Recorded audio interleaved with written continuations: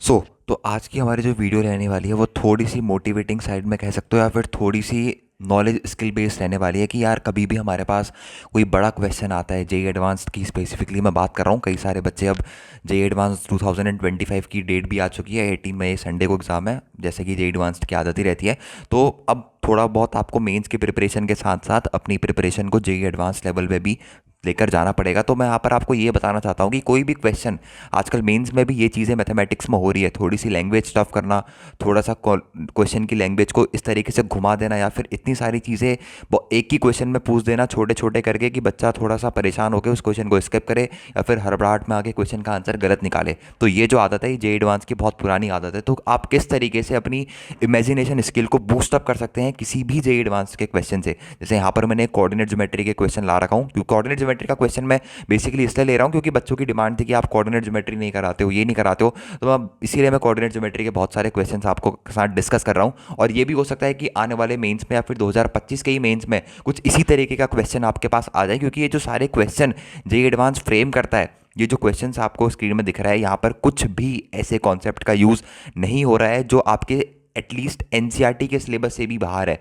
हालांकि इसमें तो खैर टेंजेंट वगैरह का थोड़ा बहुत यूज़ हो रहा है, पर जे एडवांस जो रहता है वो बेसिकली थोड़ा बहुत एनसीईआरटी साइड स्पेसिफिक ही रहता है, और उसमें भी ऐसी घुमा फिरा की चीज़ें आपसे पूछ लेता है जो आपने एक्सपेक्ट नहीं करी होगी या फिर कभी वैसी चीज़ आपने सोची नहीं होगी। तो वहाँ पर आप क्या कर देते हो, जो मेन जे एडवांस के एग्जाम पे ब्लेंडर कर देना शुरू करते हो। अब देखो, जब भी आपके पास ऐसा बड़ा क्वेश्चन आता है ना, तो सबसे पहली जो कोशिश रहनी चाहिए आपकी वो ये रहनी चाहिए कि एक ही गो में, जैसे मैंने एक क्वेश्चन पढ़ा, consider the parabola dash dash dash, जो भी क्वेश्चन है, अपन क्वेश्चन में इंटरेस्टेड नहीं है, मैं आपको बस सिखाना चाह रहा हूँ कि किस तरीके से आपको क्वेश्चन रीड करना है, किस तरीके से उसकी जो इन्फॉर्मेशन दे रखी है एक एक इन्फॉर्मेशन को बहुत ही अच्छे तरीके से एक्सट्रैक्ट करना है और फिर क्वेश्चन के सॉल्यूशन पे अटैक करना है अपने को। अब देखो, जैसे एक क्वेश्चन दे रखा है, मैं आपको यहाँ पर क्वेश्चन सॉल्व कराने वाला नहीं हूँ, मैं आपको बस बता रहा हूँ कि इस क्वेश्चन में आप किस तरीके से अटैक कर सकते हो। और एक बार ट्रूली, जितने भी ट्रूली जेईई एडवांस 2025 के एस्पिरेंट होंगे वो सारे के सारे अच्छे से इस क्वेश्चन को सॉल्व करेंगे। ये है बेसिकली पीवाईक्यू, पर मेरे को उम्मीद है कि आपको याद नहीं होगा, या फिर अगर आपने सॉल्व करा भी होगा कभी तो आप भूल गए होगे कि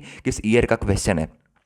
ठीक है, तो मेरी होप है आपसे या फिर मेरी रिक्वेस्ट है आपसे कि जैसे मैं समझाऊं उसी टेक्निक से, चाहे आपका कोऑर्डिनेट ज्योमेट्री रिवाइज हो या ना हो, चाहे आपको पैराबोला आता हो या ना हो, चाहे आपको पैराबोला का बेसिक ही आता हो, चाहे आपको टेंजेंट की इक्वेशन लिखनी आती हो या ना आती हो, यहाँ पर अपन छोटी से छोटी चीज़ भी डिस्कस करेंगे कि अगर इसने बात कर रखी है टेंजेंट की इक्वेशन की, तो किस तरीके से मैं टेंजेंट की इक्वेशन को लिख सकता हूँ और किस तरीके से मैं इस क्वेश्चन पर अटैक कर सकता हूँ और कितनी आसानी से मैं इस 4-5 लाइन में लिखे हुए क्वेश्चन को ईजिली सॉल्व कर सकता हूँ। अब देखते हैं, ठीक है, मैं आपको कुछ स्टेप्स बता दूंगा कि किस तरीके से क्वेश्चन सॉल्व होगा, बाकी उसके बाद पूरा सॉल्यूशन आपको सॉल्व करके मेरे को आंसर कमेंट सेक्शन में बताना है, फिर मैं आपको रिप्लाई कर दूंगा कि आपके आंसर ये सही है नहीं है। कोई चीटिंग नहीं करेगा, कोई इसको इंटरनेट में सर्च नहीं करेगा, मेरी बताई हुई टेक्निक्स अगर आपके क्वेश्चन सॉल्व हो रहे हैं तो वेल एंड गुड। ठीक है, यहाँ पर देखो ध्यान से पढ़ना, क्वेश्चन में आपसे क्या पूछा है। यहाँ पर अपन से बोला है कि एक पैराबोला अपन को कंसिडर करना है। किस टाइप का पैराबोला है भाई साहब? पैराबोला है ये y square equal to 4x type का कुछ कुछ पैराबोला अपन को कंसिडर करने के लिए बोल रखा है। A pair of tangent drawn. सबसे पहले तो बच्चों का दिमाग खराब यहाँ पर ये सोच के होगा कि पेयर ऑफ टेंजेंट की बात करिए। अब वो ये सोचेंगे कि मेरे को equation of pair of tangent याद ही नहीं है, ये आपको याद करने की जरूरत भी नहीं है। ठीक है, आपको टेंजेंट की इक्वेशन लिखते आती है या फिर आपको ये पता है कि टेंजेंट क्या होता है। किसी भी कर्व को अगर कोई लाइन एक पॉइंट पर टच करके जाती है तो वो लाइन क्या होती है, उस कर्व पे टेंजेंट होती है, और वहां पर आपको एक लाइन की इक्वेशन ही लिखनी होती है बच्चों। ठीक है, a pair of tangent drawn from the parabola from the point P. एक पॉइंट पी है जहां से दो टेंजेंट एक पैराबोला पर ड्रॉ करी है एक पॉइंट पी से, और वो पैराबोला को किस किस पॉइंट पे मीट कर रही है, एक P1 पे मीट कर रही है, एक P2 पे मीट कर रही है। ठीक है, let Q1 and Q2 be the point on intersection. अच्छा ठीक है, पहले इतना अपन ने पढ़ लिया है, तो इतने सा पढ़ के अपन पहले क्या करते हैं, इसका कंस्ट्रक्शन शुरू करते हैं। ध्यान से देखना, इतना सा पढ़ के अपन कितनी सारी इंफॉर्मेशन इससे निकाल सकते हैं। ये सबसे पहले मैंने अपने पास बना लिया पैराबोला। यहाँ पर मैं अपने पास एक पैराबोला बना ले रहा हूँ। ये मेरे पास कुछ इस तरीके का पैराबोला है, और पैराबोला की इक्वेशन जो दे रखी है वो अपन को दे रखी है Y square equal to 4x, और एक पॉइंट पी है जहाँ पर से इस पर टेंजेंट डाली गई है। वो पॉइंट पी लेट सपोज मैंने यहाँ पर ले लिया, ये जो पॉइंट पी है यहाँ पर ले रहा हूँ। ये पॉइंट पी के कोऑर्डिनेट है मेरे पास -2, 1, इसीलिए पॉइंट पी मैंने यहाँ पर लिया।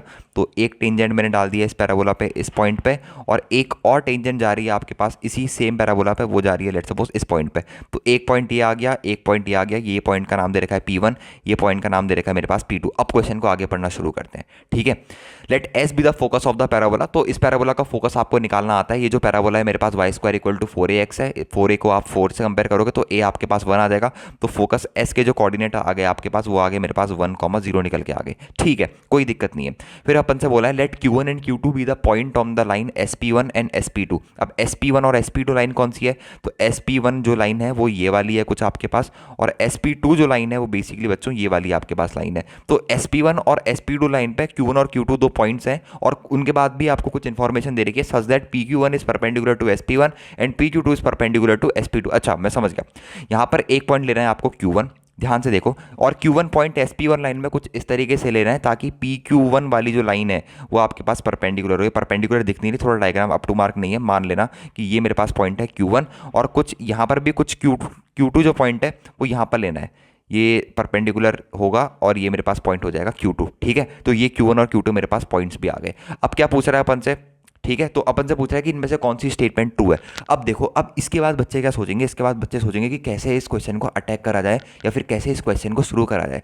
इस क्वेश्चन को शुरू करने का सबसे आसान और सबसे बेसिक तरीका वो है कि जितने भी पॉइंट्स आपके पास बन रहे हैं P1 P2 Q1 Q2 S P, जितने भी पॉइंट्स आपके पास बन रहे हैं, इन सब पॉइंट्स के सबसे पहले तो आपको कोऑर्डिनेट्स फाइंड आउट करने हैं। क्योंकि जो आंसर अगर आप देखोगे, SQ1 का मतलब क्या होता है? SQ1 का मतलब होता है S और Q1 पॉइंट के बीच का डिस्टेंस। Q1 Q2 का मतलब क्या होता है? Q1 और Q2 के पॉइंट्स के बीच का डिस्टेंस। PQ1 का मतलब क्या होता है? P और Q1 पॉइंट्स के बीच का डिस्टेंस। SQ2 का मतलब क्या होता है? S और Q2 के पॉइंट्स के बीच का डिस्टेंस। तो इस क्वेश्चन में आपका जो सबसे पहला और सबसे मेजर जो अटैकिंग पार्ट होना चाहिए वो ये होना चाहिए कि मैं P1 कैसे निकालूं, मैं P2 कैसे निकालूं, S तो मेरे को पता है, P भी मेरे को पता है, और Q1 और Q2 पॉइंट ऑफ इंटरसेक्शन कैसे निकालूं। अच्छा, तो शुरुआत करते हैं कि आप P1 और P2 कैसे निकालोगे। अब आप बोलोगे उसके लिए मेरे को पेयर ऑफ टेंजेंट की इक्वेशन आनी चाहिए। मैं कहूँगा बिल्कुल नहीं आनी चाहिए। मैं बस ये बोलता हूँ कि अगर आपको पैराबोला पे, आपने ये सब बेसिक चीज़ें पढ़ी होंगी, अगर आपने नहीं भी पढ़ी है तो अभी सीख लो कि अगर पैराबोला में आपको कोई भी जनरल पॉइंट लेट करना है, पैराबोला हो, एलिप्स हो, सर्कल हो, हाइपरबोला हो, आपको कोई भी पॉइंट बोले कर्व पे लेट करो, यहाँ पर टेंजेंट पड़ रही है या फिर यहाँ पर नॉर्मल पड़ रही है, तो वो पॉइंट आपको हमेशा पैरामेट्रिक में लेट करना है। जैसे अगर मैं P1 पॉइंट को कुछ लेट करना चाहूँ तो मैं P1 पॉइंट को किस में लेट करूँगा? मैं P1 पॉइंट को लेट करूँगा पैरामेट्रिक में, और पैरामेट्रिक में इसके कोऑर्डिनेट्स क्या हो जाएंगे? पैरामेट्रिक में इसके कोऑर्डिनेट्स हो जाएंगे AT स्क्वायर 280, A1 है तो इसके कोऑर्डिनेट्स हो जाएंगे मेरे पास T स्क्वायर 2T। अब आप बोलोगे P2 के कोऑर्डिनेट्स क्या होंगे? P2 के कोऑर्डिनेट्स भी होंगे मेरे पास T स्क्वायर 2T ही होंगे। वहाँ पर T की वैल्यू आपको निकालनी पड़ेगी। अब T की वैल्यू कैसे निकलेगी?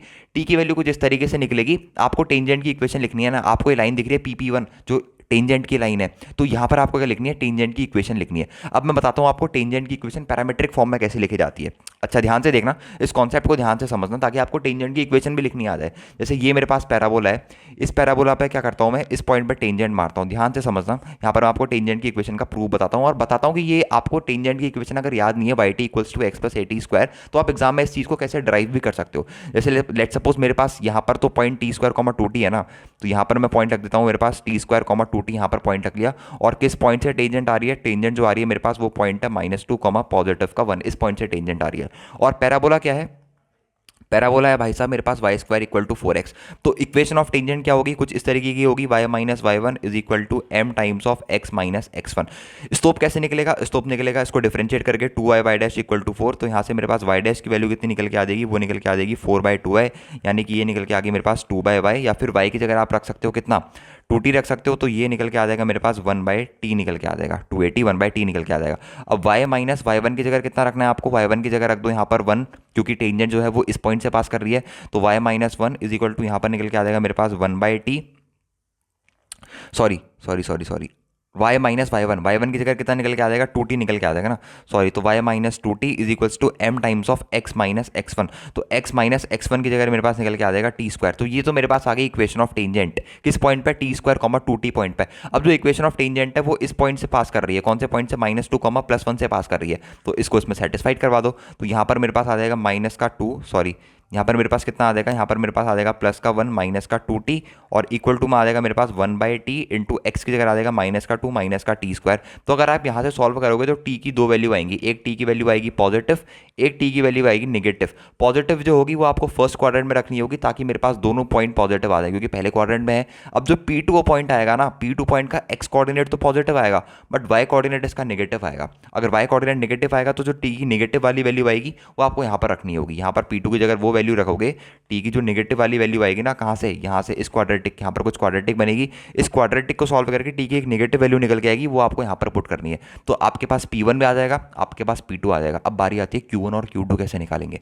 Q1 और Q2 निकालने का सबसे आसान तरीका मैं आपको बताता हूँ। आपको क्या करना है, जो P1S आपको लाइन दिख रही है ना, P1 के कोऑर्डिनेट्स आ गए, S के कोऑर्डिनेट्स आ गए, तो आप P1S लाइन का स्लोप निकाल सकते हो। अगर आप P1S लाइन का स्लोप निकाल सकते हो तो वो जो लाइन होगी वो किस पॉइंट से पास कर रही है, P1 से पास कर रही है, तो स्लोप आ गया, पॉइंट आ गया, तो P1S लाइन की इक्वेशन लिख सकते हो। अभी जो P1S लाइन है ये परपेंडिकुलर है PQ1 लाइन के, तो P1S लाइन का जो स्लोप होगा उसकी मदद से PQ1 लाइन का स्लोप निकाल सकते हो। स्लोप ऑफ लाइन PQ1 जो होगा वो इसकी मदद से निकल सकता है। तो अगर इसका स्लोप आ गया और इसका पॉइंट भी दे रखा है कि इस पॉइंट से पास कर रही है, तो PQ1 लाइन की इक्वेशन भी आ गई। तो अगर P1S लाइन की इक्वेशन आ गई, PQ1 लाइन की इक्वेशन आ गई, तो इनका पॉइंट ऑफ इंटरसेक्शन अगर आप निकालोगे तो मेरे हिसाब से Q1 के कोऑर्डिनेट्स भी आ जाएंगे। सेम चीज़ आपको यहाँ पर दोहरानी है। सबसे पहले आपको SP2 लाइन में ध्यान देना है, SP2 लाइन की इक्वेशन निकालनी है। 1,0 दे रखा है और इसका पॉइंट ऑफ इंटरसेक्शन भी आ जाएगा, तो SP2 लाइन की क्या आ जाएगी, इक्वेशन आ जाएगी। कैसे आ जाएगी, यहाँ से आप स्लोप ऑफ SP2 निकालोगे और वो किसी एक पॉइंट से यानी कि P2 पॉइंट से पास कर रही है, तो आप वहाँ से इसकी इक्वेशन भी निकाल दोगे। तो SP2 लाइन का स्लोप आ गया, तो मेरे हिसाब से ये जो लाइन PQ2 दे रखी है, स्लोप ऑफ लाइन PQ2, इस लाइन का भी स्लोप निकल के आ जाएगा। अगर PQ2 लाइन का स्लोप आ गया और P पॉइंट भी दे रखा है जहाँ से ये लाइन पास कर रही है, तो इस लाइन की इक्वेशन भी आ जाएगी। दोनों का आपस में सॉल्व कर देना, ये पॉइंट ऑफ इंटरसेक्शन भी आ जाएगा, यानी कि Q2 भी निकल के आ जाएगा। आई होप कि आपको समझ में आ गया होगा, ये बहुत ही बेसिक चीज़ें हैं। ठीक है, तो एक बार आपके पास P1 आ गया, Q1 आ गया, Q2 आ गया, S आ गया, P आ गया, तो आपको क्या करना है, यहाँ पर डिस्टेंस फार्मूला अप्लाई करना है। ये जो कॉन्सेप्ट है ना, ये सारे का सारा कॉन्सेप्ट है डिस्टेंस फार्मूला के ऊपर। एक बार ये सब आपके पास डिस्टेंस निकल के आ गए तो आपको बस यहाँ पर क्या अप्लाई करना है, मेरे पास डिस्टेंस फार्मूला अप्लाई करना है। आप जैसे ही सारे के सारे पॉइंट्स निकालोगे, डिस्टेंस फार्मूला लगाओगे, you can easily get to the answer. तो जेईई एडवांस में ऐसा बहुत बार होता है कि क्वेश्चंस की लैंग्वेज कुछ इस तरीके की होती है कि आपको डेटा निकालना या फिर डेटा को मैनिपुलेट किस तरीके से करें वो काफ़ी टफ हो जाता है। और यही ऐसी चीज़ है जो आपको जेईई एडवांस में बार बार प्रैक्टिस करते रहनी चाहिए। बड़े बड़े क्वेश्चन को देख के आपको घबराना नहीं है, कोई उसमें हार्ड लैंग्वेज यूज़ नहीं हुई। यहाँ पर आपके पास टेंजेंट के अलावा आपके पास कोई भी कठिन कॉन्सेप्ट यूज़ नहीं हुआ। और मैं तो ये भी कहता हूँ कि अगर आपको टेंजेंट की इक्वेशन डायरेक्टली नहीं लिखनी आती है तो कभी आपको उसको याद करने की जरूरत भी नहीं है। आप हमेशा बेसिक कॉन्सेप्ट याद रखो कि टेंजेंट की इक्वेशन का डेरिवेशन भी कैसे हो, डेरिवेशन कैसे होता है। मैं कभी नहीं बोलूँगा कि y = x + at² की वाली इक्वेशन आपको याद हो पैरामेट्रिक फॉर्म में, कभी नहीं बोलूँगा। या फिर नॉर्मल की इक्वेशन याद हो, वो भी नहीं बोलूँगा। क्योंकि अगर जो चीज़ अपन निकाल सकते हैं, क्योंकि कई बार जेईई एडवांस में ऐसा तो होता नहीं है कि फॉर्मूला लगा के सीधे सीधा आंसर आ जाए। मैक्सिमम केस में आपको टू द डेरिवेशन या फिर टू द पॉइंट चीज़ें नहीं पूछी जाती है। ठीक है, तो वहाँ पर आपको कॉन्सेप्चुअली ही आपके क्वेश्चन करने होते हैं। तो यहाँ पर भी आपको क्या करना है, एक तरीके से कॉन्सेप्चुअली करना है, ऐसा मान के चलो। क्योंकि ज़्यादा जितने ज़्यादा फॉर्मूला दिमाग में रखोगे उतनी ज़्यादा आपको प्रॉब्लम होगी, उतना ज़्यादा आपके पास भूलने का खतरा बने रहेगा। ठीक है, तो आई होप कि आपको आज की वीडियो पसंद आई होगी। बाकी इसका प्रॉपर इसका सॉल्यूशन करके आप कमेंट सेक्शन में पोस्ट करना। बाकी मैं आपको बताऊंगा कि आपका सॉल्यूशन करेक्ट है या नहीं है। कोई चीटिंग नहीं करेगा, क्योंकि आप मेरे से चीटिंग तो नहीं करोगे, खुद से चीटिंग करोगे। तो आज की वीडियो में इतना ही रखते हैं, मिलते हैं नेक्स्ट वीडियो में। Okay bye.